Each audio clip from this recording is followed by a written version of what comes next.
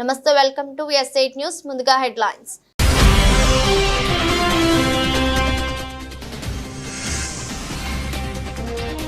ఆరు కొత్త వందే భారత్ రైళ్లను ప్రారంభించిన ప్రధాని మోదీ. మరో 20,000 మందికి గుడ్ న్యూస్.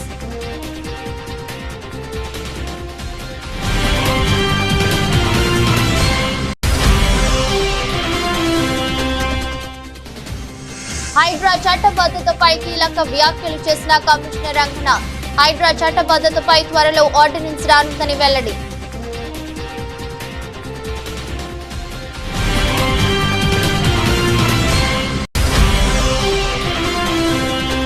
ట్యాంక్ బండ్పై వినాయక నిమజ్జనం లేదంటూ ఫ్లెక్సీలను, బారికేడ్లను, జాలీలను ఏర్పాటు చేసిన పోలీసులు. ప్రభుత్వం వెంటనే నిమజ్జన ఏర్పాట్లు చేయాలని డిమాండ్ చేసిన భాగ్యనగర్ గణేశోత్సవ సమితి నేతలు.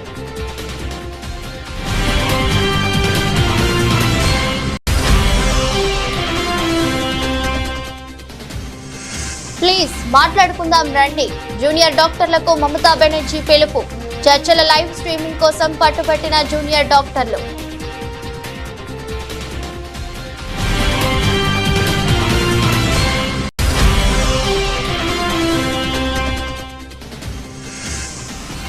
ఎంఎస్ ధోనీపై కీలక నిర్ణయానికి వచ్చిన సిఎస్కే. ఇక అంతా బీసీసీఐ చేతుల్లోనే.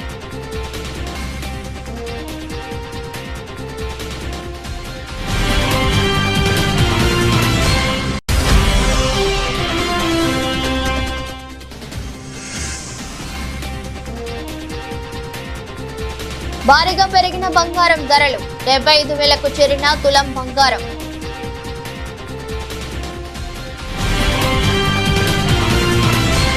ఈ రోజు వారు కొత్త వందే భారత్ రైలును ప్రధాని మోదీ జెండా ఊపి ప్రారంభించారు. ఈ రైలు నిర్వహణ వల్ల కనెక్టివిటీ, సురక్షిత ప్రయాణం, ప్రయాణికులకు సౌకర్యాలు పెరుగుతాయి. ఈ మేరకు రైల్వే మంత్రిత్వ శాఖ వెల్లడించింది. కొత్త వందే భారత్ రైలు నిర్వహణలతో వాటి సంఖ్య 54 నుంచి 60కి పెరుగుతుందని రైల్వే మంత్రిత్వ శాఖ విడుదల చేసిన ప్రకటనలో పేర్కొంది. ప్రధాని నరేంద్ర మోదీ ఆదివారం జార్ఖండ్ లో 6 కొత్త వందే భారత్ రైళ్లను జెండా ఊపి ప్రారంభించారు. అంతకుముందు ప్రధాని మోదీ జంషెడ్పూర్ పర్యటన రద్దు చేయబడింది. దీని తరువాత ప్రధాని రాంచీ విమానాశ్రయం నుంచి ఆన్లైన్ లో వివిధ పథకాలను ప్రారంభించారు. భారీ వర్షం కారణంగా ఈ నిర్ణయం తీసుకున్నారు. ఈ కారణంగా రోడ్ షో కూడా రద్దయింది. జార్ఖండ్ ను వేగంగా అభివృద్ధి చేసేందుకు కేంద్ర ప్రభుత్వం కట్టుబడి ఉందని ప్రధాని మోదీ సందర్భంగా తెలిపారు. इस साल झारखंड में रेल इंफ्रास्ट्रक्चर के विकास के लिए 7,000 करोड़ रुपए से ज्यादा का बजट दिया गया है। अगर हम इसकी तुलना 10 साल पहले मिलने वाले बजट से करें तो ये 16 गुना ज्यादा है। रेल बजट बढ़ने का असर आप लोग देख रहे हैं। आज राज्य में नई रेल लाइन्स बिछाने, उनके दोहरीकरण करने और स्टेशनों पर आधुनिक सुविधाएं बढ़ाने का काम तेजी से हो रहा है। आज झारखंड भी उन राज्यों में शामिल हो गया है जहां रेलवे नेटवर्क का 100% इलेक्ट्रिफिकेशन हो चुका है। अमृत भारत स्टेशन योजना के तहत झारखंड के 50 से अधिक रेलवे स्टेशनों का भी कायाकल्प किया जा रहा है। पूर्वी भारत में रेल कनेक्टिविटी के विस्तार से इस पूरे क्षेत्र की अर्थव्यवस्था को मजबूती मिलेगी।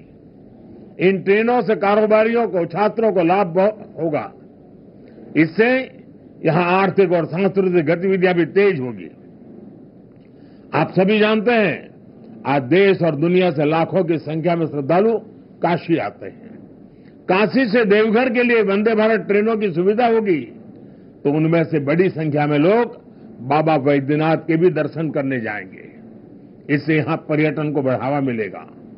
टाटा नगर तो देश का इतना बड़ा औद्योगिक केंद्र है। यातायात की अच्छी सुविधा यहां के औद्योगिक विकास को और गति देगी। पर्यटन और उद्योगों को बढ़ावा मिलने से झारखंड के युवाओं के लिए रोजगार के अवसर भी बढ़ेंगे। ఢిల్లీ సీఎం అరవింద్ కేజ్రీవాల్ సంచలన నిర్ణయం తీసుకున్నారు. ఆమ్ ఆద్మీ పార్టీ కార్యకర్తల మీటింగ్ లో మాట్లాడుతూ తాను నిర్దోషిగా బయటపడే వరకు సీఎం పదవిలో ఉండనని, 2 రోజుల్లో ముఖ్యమంత్రి పదవికి రాజీనామా చేస్తానని ప్రకటించారు. మహారాష్ట్రతో పాటే నవంబర్లో ఢిల్లీలో ఎన్నికలు నిర్వహించాలని తాను అగ్ని పరీక్షకు సిద్ధంగా ఉన్నట్లు స్పష్టం చేశారు. ప్రతి వీధికి, ఇంటికి వెళ్లి తాను నిర్దోషినైతేనే ఓట్లేయాలని ప్రజలను అడుగుతానన్నారు. कोर्ट ने हमें बेल दे दी, अभी बेल तक ही दे सकता था। अब ये केस चलेगा। मैंने वकीलों से पूछा, मैंने कहा मेरा दिल कहता है कि जब तक ये मैं कोर्ट से बरी होके ना आ जाऊं तब तक मैं सीएम की कुर्सी पे नहीं बैठूंगा। उन्होंने कहा जी ये 10 साल चलेगा केस। कोई कह रहा है 15 साल चलेगा केस, कोई कह रहा है 20 साल चलेगा केस। तो केस ये अभी लंबा चलेगा। आज कोर्ट जितना कर सकता था, कोर्ट ने हमारे पक्ष में निर्णय लिया है, हमें बेल दे दी उन्होंने। ऐसे कानून में जिसमें बेल मिलनी नामुमकिन होती है, उन्होंने बेल दे दी।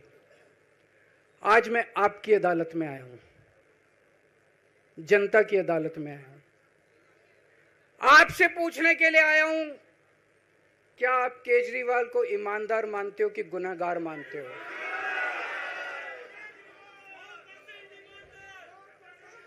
मैं दिल्ली की जनता से पूछना चाहता हूं, मैं देश की जनता से पूछना चाहता हूं कि क्या केजरीवाल ईमानदार है कि गुनहगार है? दोस्तों, 2 दिन के बाद, आज से 2 दिन के बाद मैं सीएम की कुर्सी से इस्तीफा देने जा रहा हूं।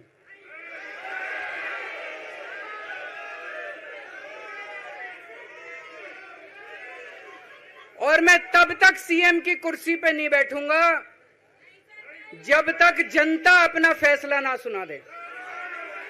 मैं जनता के बीच में जाऊंगा, गली गली में जाऊंगा, घर घर में जाऊंगा, और जब तक जनता अपना फैसला ना सुना दे कि केजरीवाल ईमानदार है, तब तक मैं सीएम की कुर्सी के ऊपर नहीं बैठूंगा। కరీంనగర్ లో గణేష్ నిమజ్జనం జరిగే మానకొండూరు చెరువు వద్ద ఏర్పాట్లను ఎమ్మెల్యే కవ్వంపల్లి సత్యనారాయణతో కలిసి రవాణా మరియు బీసీ సంక్షేమ శాఖ మంత్రి పొన్నం ప్రభాకర్ పరిశీలించారు. నిమజ్జనం కోసం ఎలాంటి ఇబ్బందులు లేకుండా చూడాలని కలెక్టర్, మున్సిపల్ అధికారులకు ఆదేశాలు జారీ చేశారు. శోభయాత్ర సమయంలో శాంతి భద్రతలకు విఘాతం కలగకుండా పోలీసులు నిమజ్జనం జరిగే ప్రదేశంలో చెరువు వద్ద చేయాల్సిన ఏర్పాట్లపై అధికారులకు పలు సూచనలు చేశారు. కాబట్టి గణేష్ మహారాజ్ కు సంబంధించి తప్ప ఇంకోరు పేరు ప్రస్తావిస్తే పొరపాటు అవుతుంది. కాబట్టి జై బోలో గణేష్ మహారాజ్ కి, జై బోలో గణేష్ మహారాజ్ కి. నేను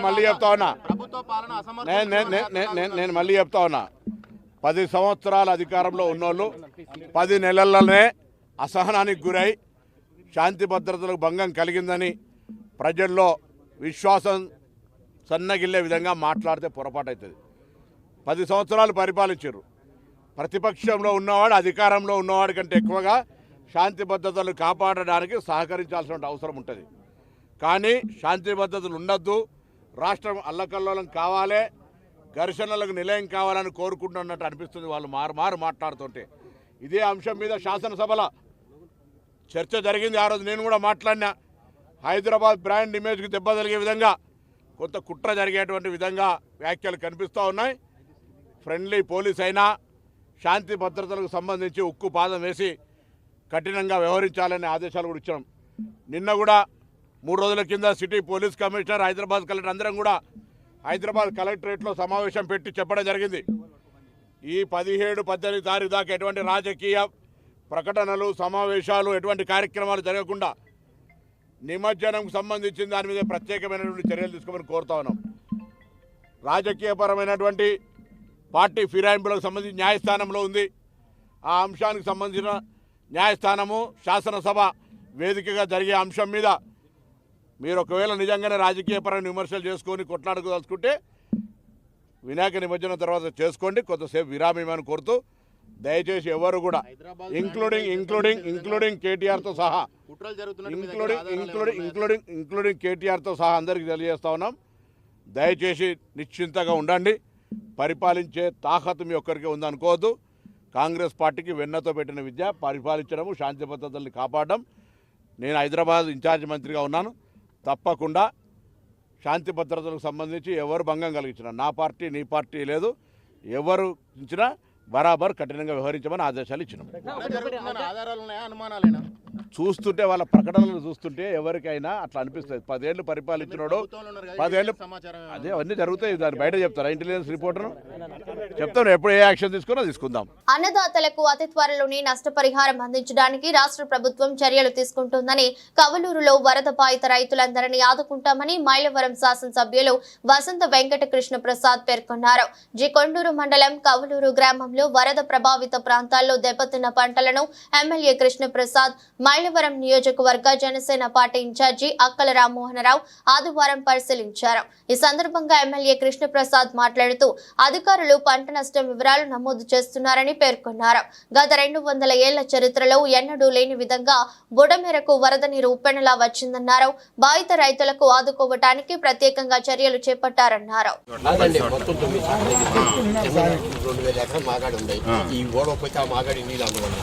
అట్లా కాదండి, ఇప్పుడు మీరు ఊళ్ళో వాళ్ళు రైతులు మీరు చేసుకుంటారా వరకు నన్ను కాంట్రాక్టర్ పిలిచి చేపించమంటారా? మీరు అందరూ ఒక మాట అనుకొని ఏ ఊరు పనులు ఆ ఊరు రైతులకి అప్పచెప్తున్నాను, మీరు చేసుకుంటా అంటే ఓకే. అది ఇక నాకు కొద్ది కాదు నా మాట ఎంత అన్నది ఎగనాయి. హిమాలయాల కల్లా ఒక పెట్టెక్కాలి కదా, ఒక చోట నుంచి మొదలవ్వాలి కదా, పని చేసుకోవటమే. నేను ఇంత అయితే అంత అయితే నేను చెప్పట్లేదు, ఎంత దిగినా పని చేసుకుందాం. 2, ఇప్పుడు ఈ రోడ్డు కూడా డిస్టర్బ్ అయింది కదా, ఈ రోడ్డు మరి మీరు పోసుకుంటారా? ఇది కూడా హైడ్రాకు చట్టబద్ధతను కల్పిస్తూ త్వరలో ఆర్డినెన్స్ రానుందని హైడ్రా కమిషనర్ రంగనాథ్ వెల్లడించారు. హైదరాబాద్ లో ఏర్పాటు చేసిన మీడియా సమావేశంలో మాట్లాడుతూ కొంతమంది హైడ్రా చట్టబద్ధతపై ప్రశ్నిస్తున్నారని, కానీ ఇది చట్టబద్ధతేనని స్పష్టం చేశారు. కార్యనిర్వాహక తీర్మానం ద్వారా హైడ్రాను ఏర్పాటు చేసినట్లు చెప్పారు. ఆ మేరకు జీవో నంబర్ 99 ద్వారా జూలై 19న హైడ్రా ఏర్పాటైందని వివరించారు. హైడ్రాకు చట్టబద్ధత కల్పిస్తూ అక్టోబర్ నెలలోపు ఆర్డినెన్స్ రానుందన్నారు. హైడ్రాకు విశేష అధికారాలు కూడా రాబోతున్నాయని తెలిపారు. 6 వారాల తర్వాత అసెంబ్లీలో హైడ్రా బిల్లు వస్తుందని, మున్సిపాలిటీలు, నీటిపారుదల, రెవెన్యూ శాఖలకు సహకారం అందిస్తామన్నారు. గ్రే హౌన్స్ టాస్క్ ఫోర్స్ తరహాలో హైడ్రా పనిచేస్తుందని వివరించారు. Shortly, there is an ordinance which is likely to come up probably in the next month or so. దానికి కావాల్సినటువంటి హోంవర్క్ కూడా జరుగుతున్నది. So powers under various acts will be delegated on to HYDRAA. ఆర్డినెన్స్కి అంటే దానికి ఫస్ట్ కొంత it is preceded by some ఇప్పుడు వాల్టా కిందో, లేకపోతే ఒక మున్సిపల్ యాక్ట్ కిందో, లేకపోతే జిహెచ్ఎంసీ యాక్ట్ కిందో, ఇట్లా ఇరిగేషన్ యాక్ట్ కిందో, ఇట్లా రకరకాల యాక్ట్స్ కింద ఆ పవర్స్ని డెలిగేట్ చేయడానికి ఆ డిపార్ట్మెంట్స్ నుంచి lot of information is being taken. And తర్వాత ఒక పాలసీ డాక్యుమెంట్ కింద once it gets approved in the cabinet, then an ordinance will be formulated. Ordinance తర్వాత న్యాచురలీ నెక్స్ట్ అంటే అసెంబ్లీ సెషన్లో within 6 weeks it has to be passed as a legislation. So that's how the general ఇది ఉంటుంది. కాబట్టి ఖైరతాబాద్ వినాయకుడి దర్శనానికి నేడు ఆఖరి రోజు కావడంతో భక్తుల రద్దీ భారీగా పెరిగింది. భక్తులు భారీగా చేరుకుని గణనాథుడిని దర్శించుకుంటున్నారు. ఈ సందర్భంగా హర్యానా గవర్నర్ బండారు దత్తాత్రేయ గణనాథుడిని దర్శించుకున్నారు. ఈ సందర్భంగా ఉత్సవ కమిటీ సభ్యులు ఆయనను సన్మానించారు.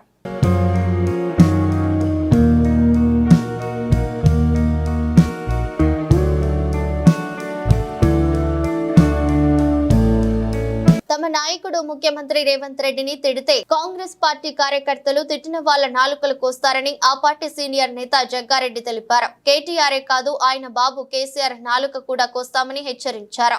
రేవంత్ పై కేటీఆర్ తీవ్ర వ్యాఖ్యలు చేసిన నేపథ్యంలో జగ్గారెడ్డి ఈ మేరకు స్పందించారు.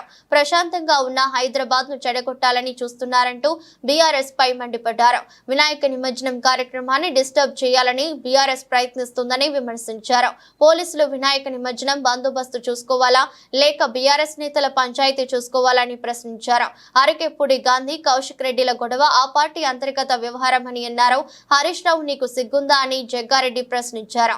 తెలంగాణ ఏర్పడిన 10 ఏళ్ల తర్వాత ప్రాంతీయ తత్వాన్ని ఎందుకు రెచ్చగొడుతున్నారని మండిపడ్డారు. కేసీఆర్ తాతలు విజయనగరం నుంచి వచ్చారని చెప్పారు. అధికారం పోయిన తర్వాత కేటీఆర్ కు బీఆర్ఎస్ నేతలకు ఏమీ అర్థం కావడం లేదని, అందుకే రోడ్లపై పడుతున్నారని ఎద్దేవా చేశారు. ముఖ్యమంత్రి ఎవరన్నా కాంగ్రెస్ పార్టీ ముఖ్యమంత్రి పనికిమానున్న 4 కోసేస్తాం మళ్ళీ వస్తారంటే. పనికిమాలంటే కేటీఆర్ ఉండని వాళ్ళు అయ్యి ఉండని కాంగ్రెస్ కార్యకర్తలు ఎందుకు రెచ్చగొడుతున్నాడు? ఎందుకు కొట్లాడుతున్నారు? ఎందుకు రెచ్చగొడుతున్నారు మీరు కాంగ్రెస్ పార్టీ కార్యకర్తలను? ఏం అవసరం వచ్చింది మీకు? ఇది అవసరమా మీకు ఇదంతా? ఏదైనా పబ్లిక్ ఇష్యూల మీద ఉంటే గవర్నమెంట్ ఉంది, మాట్లాడండి. అసలు చెప్తా ఆగండి. ఇప్పుడు సబ్జెక్టు ఇది కేసీఆర్, కేటీఆర్, హరీష్ రావు సబ్జెక్ట్ ఇదంతా. ఇప్పుడు ఇంకేమైనా డౌట్లా? నేను నాలుగే మా కార్యకర్తలు రెచ్చిపోయి కొయ్యగలరు అని చెప్తున్నా, నోరు మార్కేసుకోకపోయి. నేను చెప్తే కదా ముఖ్యమంత్రి గారి నుంచి మాట్లాడితే మా కాంగ్రెస్ పార్టీ కార్యకర్తలు రెచ్చగొట్టకుండా ఏడబడతాడ పట్టుకుని నాలుగే కోసేయగలరు, ముఖ్యమంత్రి రేవంత్ రెడ్డి తిట్టొద్దని చెప్తాను. ఇంకేం కాలేదు. శ్రీకాకుళం జిల్లా ల్యాబ్ టెక్నీషియన్ అసోసియేషన్ ద్వారా విజయవాడ వరద బాధితుల సహాయార్థం 20,000 రూపాయలు సేకరించి ముఖ్యమంత్రి సహాయ నిధికి అందజేసేందుకు చెక్కు రూపంలో శ్రీకాకుళం శాసనసభ్యులు గొండు శంకర్ కు ఆదివారం ఉదయం శ్రీకాకుళంలో ల్యాబ్ టెక్నీషియన్ అసోసియేషన్ సభ్యులు అందజేశారు. ఈ సందర్భంగా శాసనసభ్యులు ల్యాబ్ టెక్నీషియన్ సభ్యులకు అభినందించారు. కార్యక్రమంలో పలువురు ల్యాబ్ టెక్నీషియన్ ప్రతినిధులు, తెలుగుదేశం నాయకులు పాల్గొన్నారు. విజయవాడ వరద బాధితుల కోసం lab technician welfare association Srikakulam వారు స్థాయిలో వారిని కలెక్ట్ చేసి ఇవ్వడం చాలా అభినందనీయం. వారికి నా యొక్క హృదయపూర్వక అభినందనలు తెలియజేసుకుంటూ, ఇలాంటి విపత్తు కార్యక్రమాలు వచ్చినప్పుడు మనందరం మానవతా దృక్పథంతో ఆదుకోవాల్సిన బాధ్యత మనందరిపై ఉంది. ఈ సందర్భంలో మీరు అందరూ ముందుకు వచ్చి ఈ ఆర్థిక సహాయం చేసినందుకు మీ అందరికీ హృదయపూర్వక ధన్యవాదాలు, కృతజ్ఞతలు తెలియజేసుకుంటూ నమస్కారం. హుస్సేన్ సాగర్ లో వినాయక నిమజ్జనాలకు అనుమతి లేదంటూ ఫ్లెక్సీలు వెలిశాయి. ట్యాంక్ బండ్ మార్గంలో జీహెచ్ఎంసీ హైదరాబాద్ పోలీసుల పేరుట ఈ ఫ్లెక్సీలను ఏర్పాటు చేశారు. హైకోర్టు ఆదేశాల మేరకు సాగర్ లో విగ్రహాల నిమజ్జనాలకు అనుమతి లేదని అందులో పేర్కొన్నారు. ట్యాంక్ బండ్ పై వినాయక నిమజ్జనం లేదంటూ ఫ్లెక్సీలను, బారికేడ్లను, జాలీలను పోలీసులు ఏర్పాటు చేశారు. దీంతో ప్రభుత్వ తీరుపై భాగ్యనగర్ గణేష్ ఉత్సవ సమితి ఆగ్రహం వ్యక్తం చేసింది. అనంతరం భాగ్యనగర్ గణేష్ ఉత్సవ సమితి నేతలు జాలీలను తొలగించి వినాయకుని నిమజ్జనం జరిపారు. ప్రభుత్వం వెంటనే ట్యాంక్ బండ్పై గణేష్ నిమజ్జన ఏర్పాట్లు ఈ రోజు మధ్యాహ్నం వరకు చేయాలని వారు డిమాండ్ చేశారు. లేదంటే రేపు హైదరాబాద్ వ్యాప్తంగా ఆందోళన చేసి నగరాన్ని స్తంభింపచేస్తామని, ఎక్కడికక్కడ మండపాల్లో వినాయకులను అదే విధంగా ఉంచుతామంటూ ప్రభుత్వాన్ని భాగ్యనగర్ గణేష్ ఉత్సవ సమితి నేతలు హెచ్చరించారు. మధ్యాహ్నం లోపట ఇక్కడ ఏర్పాట్లు గిన ప్రారంభం కాకపోతే సాయంత్రం మా కమిటీ ఉన్నది. మేము నగరంలో ఉన్నటువంటి అన్ని ఏరియాల నుంచి ఉత్సవ సమితి నిర్వాహకులను పిలిచినాము. రేపు పెద్ద ఎత్తున నగరం లోపల ఆందోళన కార్యక్రమానికి నగరం స్తంభింపజేస్తాము. ఎక్కడి గణపతి మండపాలు అక్కడనే మేము గుళ్ళు కడతాం. ఎక్కడి నగరాన్ని మొత్తం స్తంభింపజేస్తాం. కాబట్టి వాళ్ళ అల్టిమేటం ఇస్తా ఉన్నాం. మధ్యాహ్నం లోపల ప్రభుత్వం సరైనటువంటి ఏర్పాట్లు ఎప్పుడు ప్రతి సంవత్సరం ఎట్లా ఏర్పాట్లు చేస్తుందో ఆ ఏర్పాట్లు చేయాల్సిందే. మీకు చేత కాకపోతే ఎందుకు మీటింగులు పెట్టిర్రు, ఎందుకు చేస్తామని చెప్పిండ్రు? ప్రజలు చేసుకోవడానికి సిద్ధంగా ఉన్నాం. మీరు చేత కాకపోతే మేము చేసుకుంటాం. సిద్దిపేట నియోజకవర్గంలో వచ్చే స్థానిక సంస్థల ఎన్నికల్లో కాంగ్రెస్ పార్టీ జెండా ఎగురవేస్తామని నియోజకవర్గ కాంగ్రెస్ పార్టీ ఇన్ఛార్జి పూజల హరికృష్ణ తెలిపారు. కాంగ్రెస్ పార్టీలో కష్టపడే వారికి పదవులు వస్తాయనడానికి పిసిసి అధ్యక్షుని ఎన్నికనే సంకేతమని పేర్కొన్నారు. సిద్దిపేట నియోజకవర్గ కాంగ్రెస్ పార్టీ ఇన్ఛార్జ్ పూజల హరికృష్ణ ఆధ్వర్యంలో రాష్ట్ర కాంగ్రెస్ పార్టీ పిసిసి అధ్యక్షులు ప్రమాణ స్వీకార కార్యక్రమానికి నాయకులు తరలి వెళ్లారు. సిద్దిపేటలో కాంగ్రెస్ పార్టీని మరింత బలోపేతం చేస్తామని హరికృష్ణ తెలిపారు. తెలంగాణ కాంగ్రెస్ పార్టీకి నూతన రథసారథి యువకులు మహేష్ కుమార్ గౌడ్ గారి పదవీ బాధ్యతలు హైదరాబాద్లో గాంధీ భవన్లో జరుగుతున్న సందర్భంగా సిద్దిపేట కాంగ్రెస్ పార్టీ నుంచి కాంగ్రెస్ పార్టీ శ్రేణులు మండల స్థాయి నుంచి పట్టణ స్థాయి నుంచి ప్రతి ఒక్కరూ పెద్ద స్థాయిలో ఈరోజు హైదరాబాద్కు తరలి వెళ్లడం జరుగుతూ ఉంది. మహేష్ కుమార్ గౌడ్ నియామకమైన తర్వాత సిద్దిపేట కాంగ్రెస్ పార్టీలో యువకుల్లో ఎన్ఎస్ఏ యువజన కాంగ్రెసుల్లో ప్రతి ఒక్కరికి ఒక నూతన ఉత్తేజం వచ్చింది. ఎందుకనంటే ఒక ఎన్ఎస్ఏ నుంచి యువజన కాంగ్రెస్ నుంచి మహేష్ కుమార్ గౌడ్ గారు కాంగ్రెస్ పార్టీలో ఎన్నో సంవత్సరాల నుంచి సేవలు అందించి ఈరోజు ఏఐసిసి అధిష్టానం తన పనిచేసిన సేవలను గుర్తించి ఈరోజు పిసిసి పీఠం మీద ఆయనను కూర్చోబెట్టడం అంటే కష్టపడే ప్రతి కార్యకర్తకు కాంగ్రెస్ పార్టీలో గుర్తింపు వస్తుందని చెప్పి ఒక సంకేతం ఇవ్వడం జరిగింది.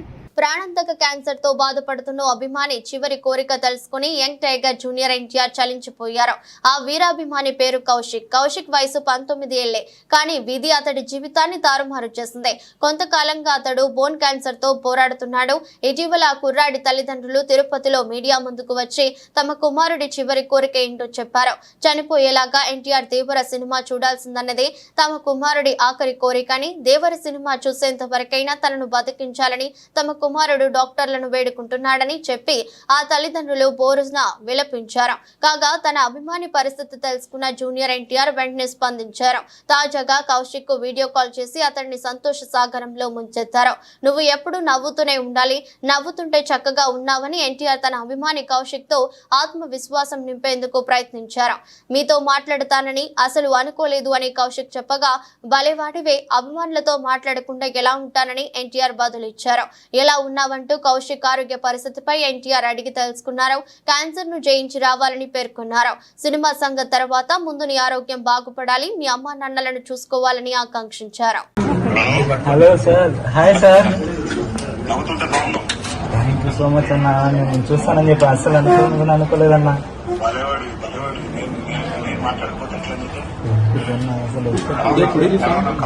బాగుందన్న, మన ధైర్యంగా ఉందన్న, ఏం ప్రాబ్లం లేదు. త్వరగా ట్రీట్మెంట్ తీసుకుని తొందరగా బయటకు వస్తున్నాను. దేవరాశి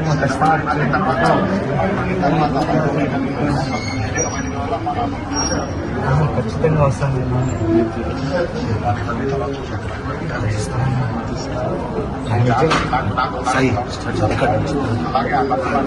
నాలుగుతూనే ఉంటానన్న, ధైర్యంగా నేను బయటకు వస్తాను. పశ్చిమ బెంగాల్ ముఖ్యమంత్రి మమతా బెనర్జీ నివాసం వద్ద శనివారం రాత్రి హైడ్రామా చోటు చేసుకుంది. సీఎంతో చర్చల కోసం వచ్చిన జూనియర్ డాక్టర్లు దాదాపు 2 గంటల పాటు బయట వేచి ఉన్నారు. సీఎంతో తమ చర్చలు లైవ్ స్ట్రీమింగ్ జరగాలని వారు పట్టుబట్టారు. దీనికి అధికార యంత్రాంగం ఒప్పుకోకపోవడంతో వారు వెనుదిరిగారు.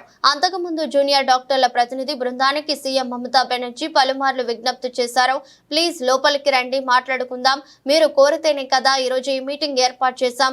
చర్చలు వద్దంటే కనీసం నాతో టీ తాగి వెళ్ళండి, ఎందుకిలా నన్ను అవమానిస్తున్నారు అంటూ మమతా వాపోయారు. ఈ మీటింగ్ సందర్భంగా రాజకీయాల గురించి మర్చిపోదామని మీటింగ్ లో చర్చించిన అంశాలపై ఓ నివేదిక తయారు చేసి దానిపై తాను సంతకం చేస్తానని హామీ ఇచ్చారు. అంతేకాని మీటింగ్ లైవ్ స్ట్రీమింగ్ కుదరదని, সুপ্রিমকোর্ট অনুমতি ఉంటే తప్ప లైవ్ স্ট্রিমিং చేయలేమని వివరించారు. আমরা এখানে কালীঘাটে মুখ্যমন্ত্রী বাড়ির সামনে দাঁড়িয়ে আছি এবং আমরা বিশ্ববিদ্যালয়ে দাঁড়িয়ে আছি। আমাদেরকে সিনিয়র অফিসিয়ালসরা আসেন প্রথমে কথা বলতে। আমরা তাদেরকে জানাই যে আমরা স্বচ্ছতার দাবিতেই এসেছি। চিফ সেক্রেটারি স্যার আসেন, আমরা জানাই যে স্বচ্ছতার দাবিতে আমরা এখানে এসেছি এবং আমরা লাইভ স্ট্রিমিং চাইছি। ওনারা বলেন যে এটা যেহেতু মুখ্যমন্ত্রীর বাড়ি, তাই লাইভ স্ট্রিমিং করা এখান থেকে সম্ভব নয়। আমরা ওনাদেরকে বলি রিকনসিডার করতে। ওনারা বারবার দফায় দফায় আলোচনা করে আমাদেরকে জানান যে এটা কোনোভাবেই সম্ভব নয়।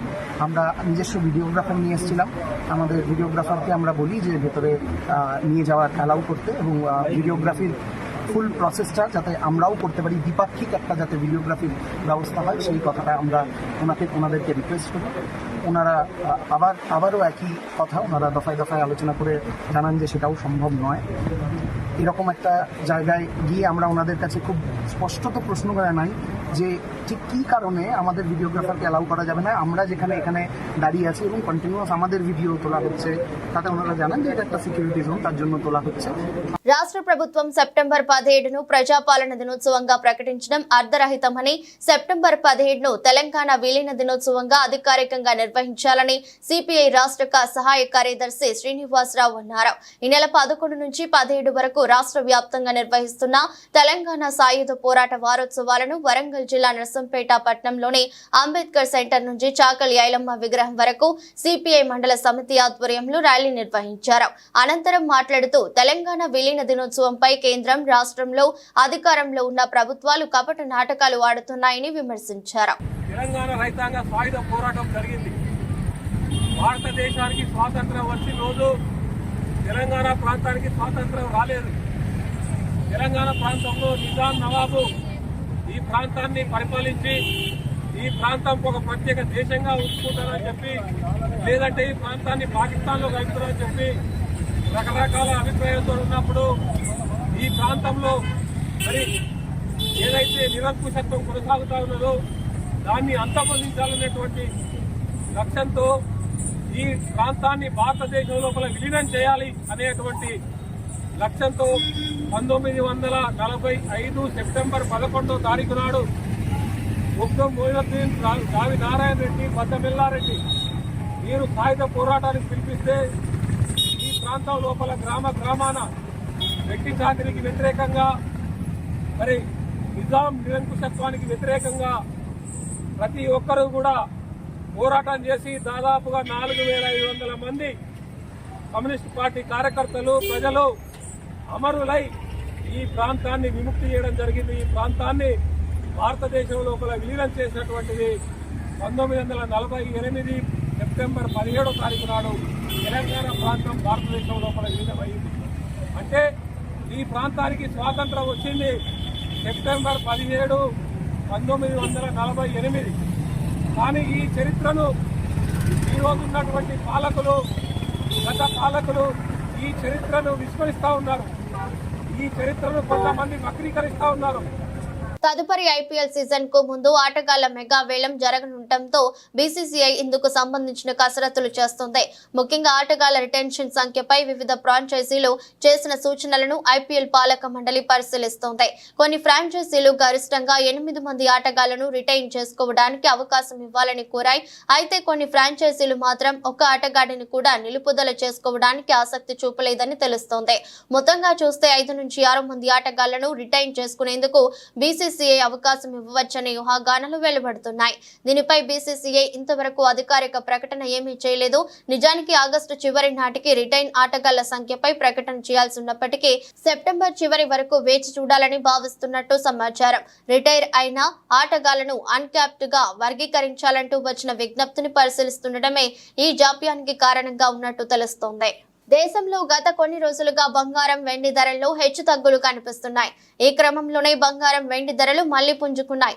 అంతర్జాతీయ మార్కెట్లో కొనసాగుతున్న ధోరణుల నేపథ్యంలో బంగారం, వెండి ధరల్లో హెచ్చుతగ్గులు కనిపిస్తున్నాయి.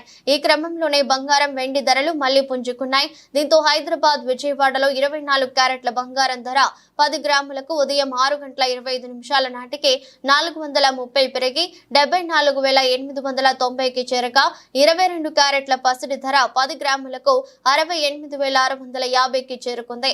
మరోవైపు దేశ రాజధాని ఢిల్లీలో 22 క్యారెట్ల 10 గ్రాముల బంగారం ధర 68,880కి చేరుకోగా 22 క్యారెట్ల బంగారం ధర 10 గ్రాములకు 75,040 స్థాయికి చేరుకుంది. ఇక వెండి ధర కూడా కేజీకి ఏకంగా 2,400 రూపాయలు పెరిగింది. వార్తలు ముగించే ముందు మరోసారి హెడ్లైన్స్.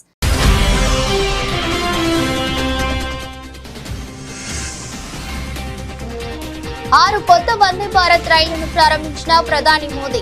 మరో 20,000 మందికి గుడ్ న్యూస్.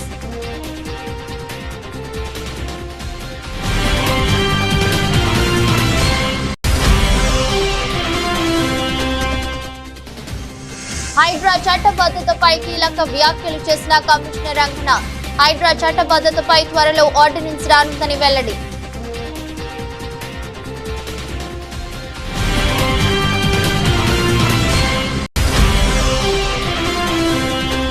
ట్యాంక్ బండ్పై వినాయక నిమజ్జనం లేదంటూ ఫ్లెక్సీలను, బారికేడ్లను, జాలీలను ఏర్పాటు చేసిన పోలీసులు. ప్రభుత్వం వెంటనే నిమజ్జన ఏర్పాట్లు చేయాలని డిమాండ్ చేసిన భాగ్యనగర్ గణేశోత్సవ సమితి నేతలు.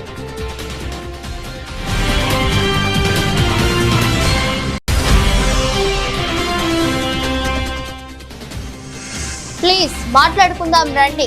జూనియర్ డాక్టర్లకు మమతా బెనర్జీ పిలుపు. చర్చల లైవ్ స్ట్రీమింగ్ కోసం పట్టుబట్టిన జూనియర్ డాక్టర్లు.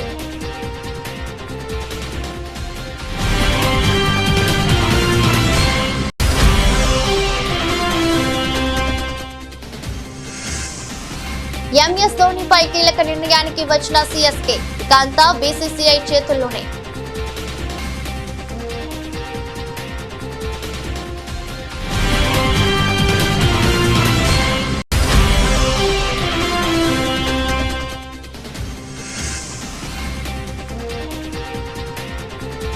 భారీగా పెరిగిన బంగారం ధరలు. 75,000కు చేరిన తులం బంగారం.